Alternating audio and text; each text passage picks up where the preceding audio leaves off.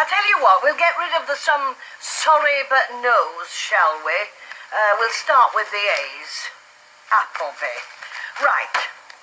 Dear Mr. Appleby, thank you for applying for the position of... Bambi, are you with me? Oh, sorry. I'll start again, shall I? Dear Mr. Appleby, thank you for applying for the position of fire eater. It is understood that you will supply your own paraffin and matches, the company being responsible for the buckets and extinguishers. Yours to a cinder, Catherine Wheel. Have you got all that, dear? Yours to a cinder, Catherine Wheel. Oh, isn't it marvellous? Look, now, I don't want to pry, and, well, you're quite at liberty to tell me to mind my own business, but have you got something on your mind? Now, that's uncanny. How did you know? It's a gift. How would you like to tell me all about it? Oh, I'd love to. Then do. But my lips are sealed. We'll try a little solvent. I wonder if I should tell you. Oh, well, it's entirely up to you, but I'm certain you should. One half of me says you must tell her, Bambi. She has a right to know. But the other half of me says you can't tell her, Bambi. You promised Phyllis Farquhar faithfully. Oh, her. Well, shall we concentrate on the first half of you, the half that's on my side? What have I a right to know? Well, it's a question of loyalties, you see. To me? And to Phyllis Farquhar. And how do I choose between you? I'll show you. Heads. Phyllis Farquhar lost. Well, Yes. the thing is, if I do tell you, Yes? you won't tell anyone else, will you? Bambi, I can keep a secret as well as you can. Oh, sorry. Now, that's quite all right. Now, go on. Well, you remember yesterday? Yesterday, there was such a lot of it. I said to you, look, Where? What? it's raining. It isn't. Oh, heck. I've left all my washing on the line. It isn't raining. No, but it was raining yesterday. Oh, I see. Oh, you had me going then. Right. Yesterday you said, look, it's raining. What then? You said I don't think it'll come to much. Ah, that's me. Ever the optimist. And I said, perhaps I can share a cab with Phyllis Farquhar. And that's when she told you what you are now going to tell me. In the cab. What cab? The cab you shared with Phyllis Farquhar. But we didn't. We couldn't get one. You know what it's like in London when it rains. Wet. Well, I think we've wasted quite enough time and sherry on this. So shall we get back to work? Now, Appleby. Dear Mr. I'll put it in a nutshell. Well, if you think you can. I mean, it's lunch in 2.5 hours. Well, Phyllis Farquhar told me that... You won't repeat this, will you? See that wet? See that dry? Your lips are sealed, aren't they? Mm-hmm. Well, Phyllis Farquhar told me in the strictest confidence. Hey, listen! Guess what Phyllis Farquhar just told me? Hey, Mollie, to see the expression on Dumbo's face. Bambi. And you'd have wanted your money back because there was no expression. She was... Now, what's the word? Expressionless. No, I was going to say crushed. Will do, but don't say expressionless. I didn't say she was expressionless. You said she was expressionless. Well, only after you told me she'd no expression. All right, then she was expressionless. Like this.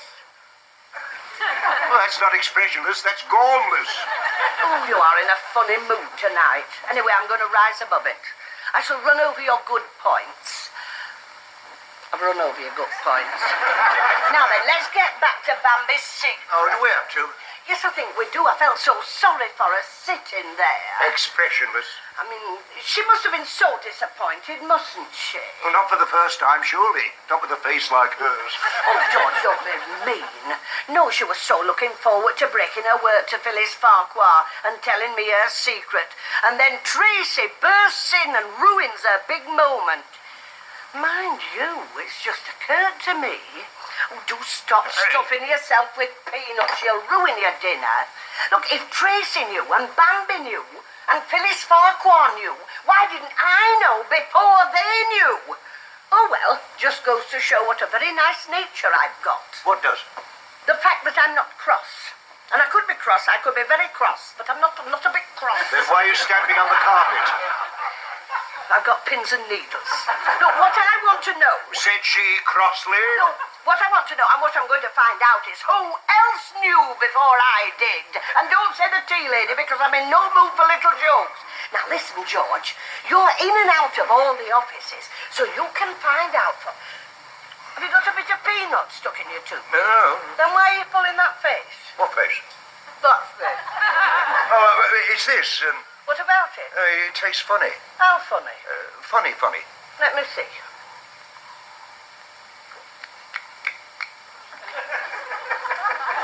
Nothing wrong with that.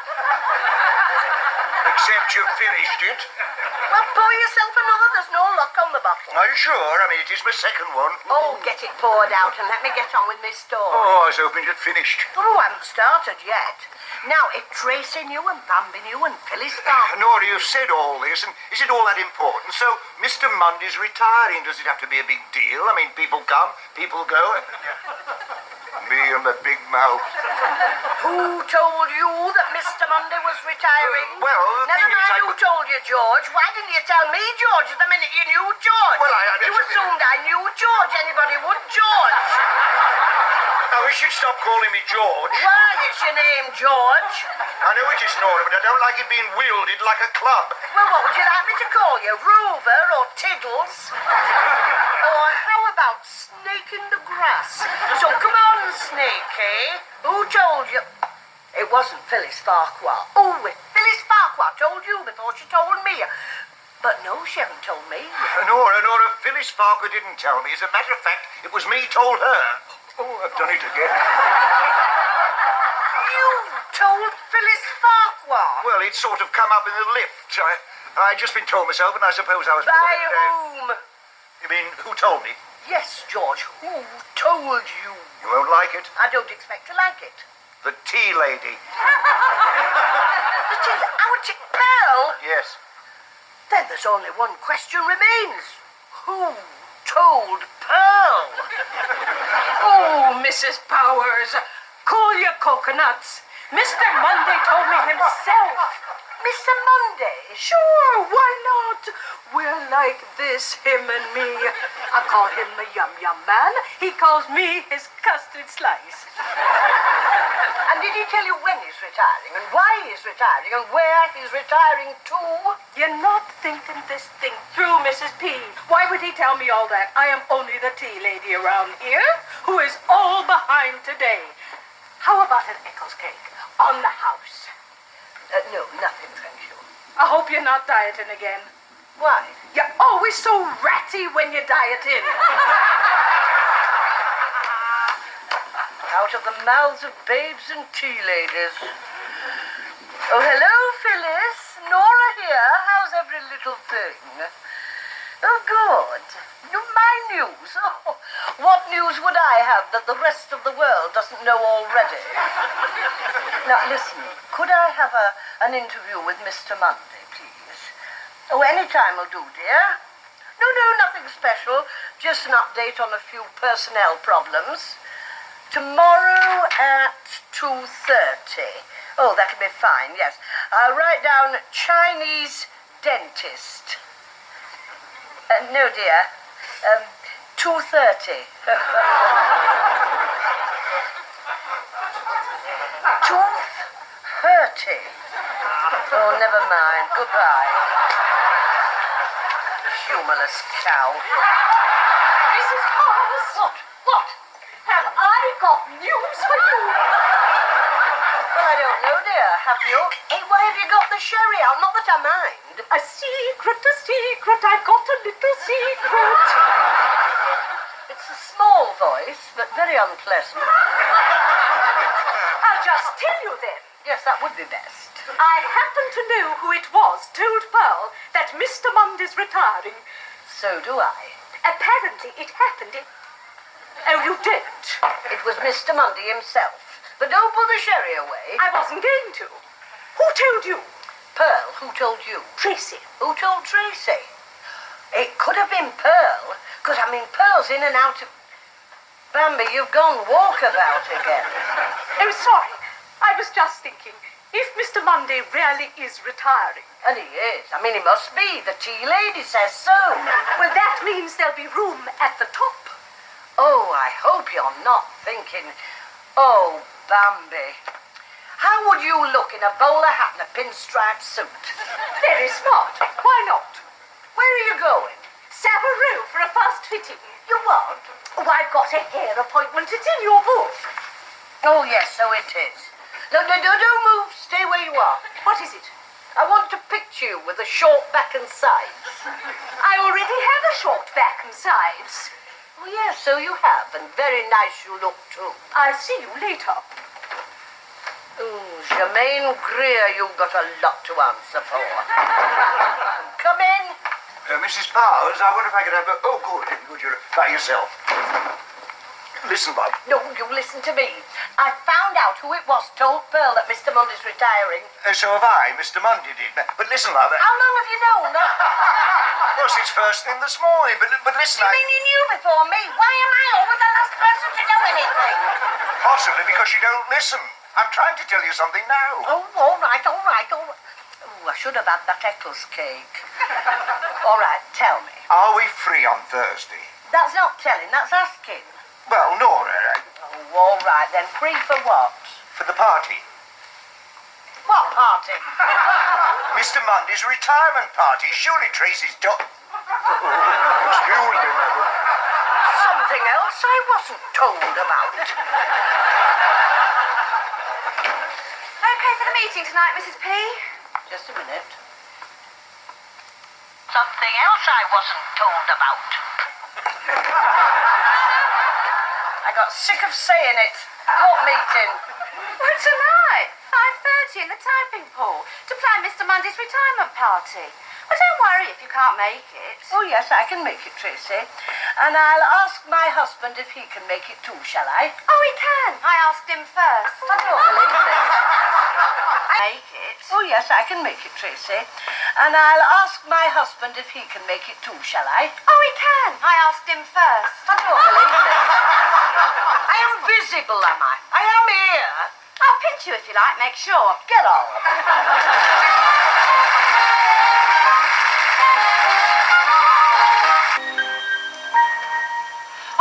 All right. So it's agreed. Surprise party for Mr. Mundy, 6:30, Friday the 23rd. Would you like to minute that, Miss Bamber? Certainly. Friday the 23rd. Which, if anybody's interested, falls on a Thursday. Oh. It has been pointed out to me, thank you so much, Mrs. Powers, that the 23rd is a Thursday, not a Friday. Can we get on, please? Yeah, can we, Trace? I'm meeting Kevin at 6:15. Okay, Neat, we've all got commitments. So it's agreed then, is it Friday the 24th? No, Thursday the 23rd. We agreed Friday. We agreed the 23rd. I can't manage Friday. Excuse me. Yes, Georgie? Yes, my sweet potato. Can we finalise our own date first? Now, does anybody have any serious objections to Wednesday the 22nd? Fine by me. Oh, it's better for me. Okay with you, Hen? Yeah, and I'm easy. That's not what I heard. So everybody's all right for Wednesday, then? Just one moment. Oh, no. Oh.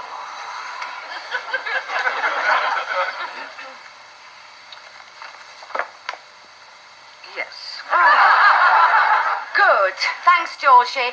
Wednesday it is, then. Still at 6:30 and still in the boardroom and still casual? Yes, yes, and yes. Thank you. Right, on to food. Now, it's been suggested... Hang about. How casual is casual?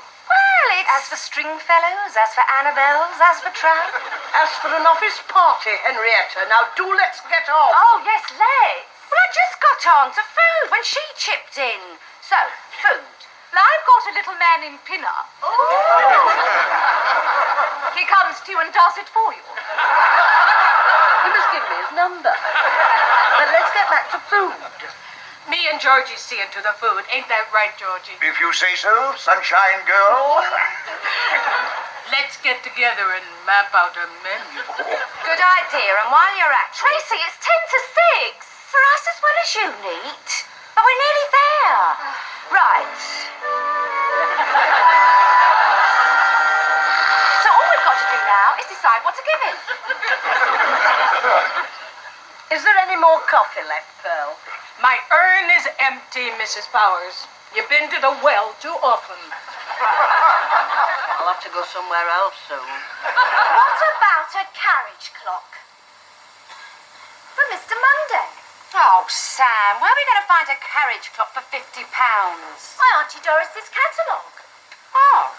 A carriage clock has been suggested from Samantha's Auntie Doris's catalogue. Oh, mind you, my mum's saucepans took nearly 6 weeks. To do what? Come to the boil? Arrive. I know I come from another planet, but what is a catalogue? Well, it's a kind of book. It's a kind of... Tracy, it's a kind of a 20 to 9. I know, but we're nearly there. Oh. Right.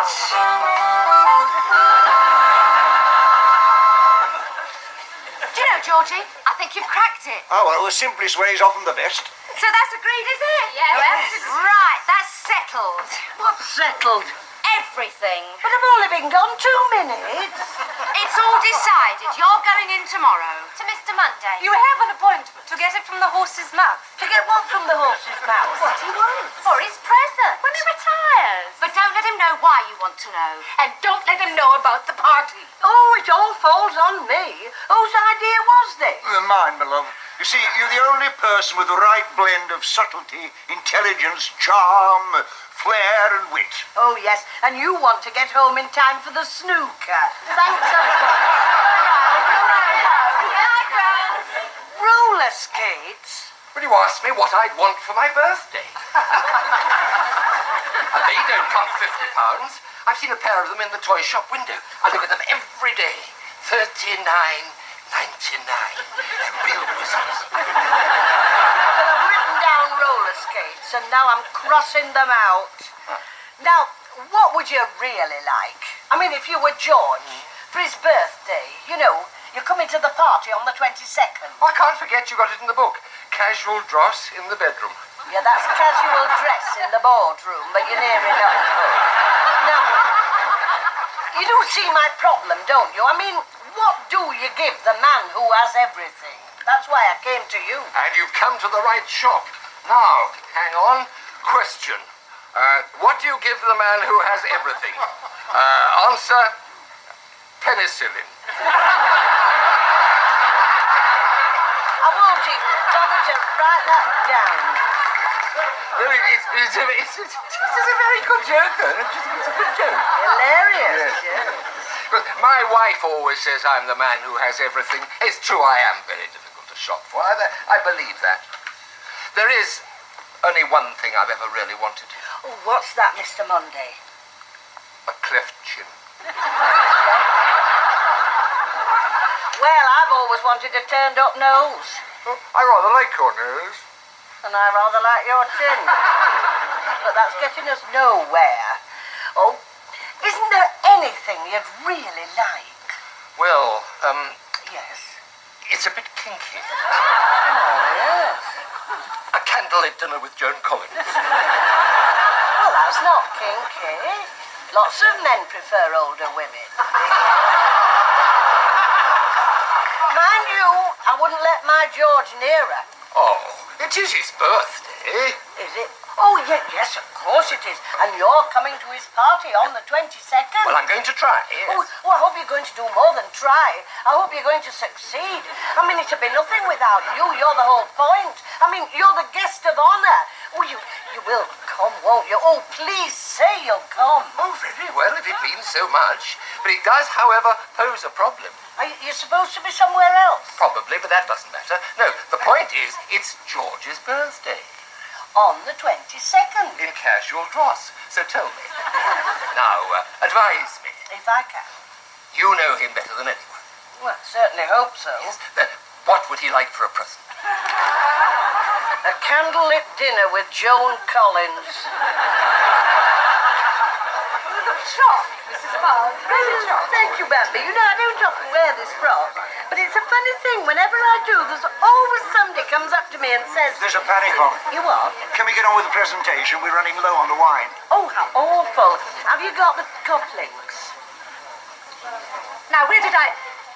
Oh, here we are. Oh, you're like the best man at a wedding. In more ways than one. Thank you, Bambi. Now, if I can just get them all quiet. I'll do that. They listen to me. Everybody, pray silence for her worship, the Ped of Personnel. Go on, Nora. Go for it, girl. It is a party. And aren't you enjoying it? Now we know where the wine went. Ladies and gentlemen, and Mr. Monday. What? Now we've got a little surprise for you. Do I like surprises? You love them. Now you thought that we were here to celebrate George's birthday, didn't you? Oh, it's like This Is Your Life, isn't it? Do you remember when they shut up, Sam, and let her get on. It's nearly 8 o'clock. But in fact, the boys and girls and my husband and I are here to say to you farewell and bon voyage on this, the sad occasion of your impending retirement. My what? Your retirement. You remember, you're retiring.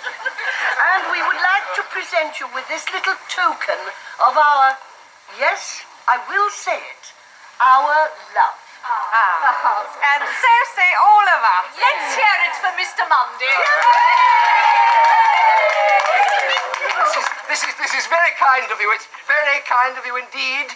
But I don't really feel that I should accept this. Why not? Well, I know sometimes I'm inclined to get a little muddled, but I don't think I am retiring. Oh, yes, you are. The tea lady said so. The tea lady? That's what you said to me, young man. You told me. I am packing it in, you said. I am going to say goodbye to all this. You're quite right, Custard Slice. That's exactly what I did say. So you see, you are retiring. Well, no, I wanted to retire. No, I wanted to retire very badly. But my wife wouldn't let me. She said I'd be bored stiff in a week. And she was absolutely right. I know myself. That's why I took this job. Oh, do you work here too? Mr. Munday, this is the Chief Commissioner, George. Oh, the birthday boy. Where did I put it? I am sorry. Many happy returns of the day. What's this? Roller skates. What's this? Cufflinks. Oh, do you mind if we swap? Look, before you swap anything, can I just ask you one favor? If ever you do consider retiring, may I be the first to know? Because these last few days I felt, well, not exactly cross, because of course I don't get cross. Nora, I don't rush you, but isn't it time we made a move? Oh, there's no need. It's not 8 o'clock yet. Well, I know that, but the table's booked for 8:30. We've all got to get our coats and find taxis and... I can't believe it. What table? I knew you'd come in handy. Nora, this is a party. Now, all together, girls. Something else you didn't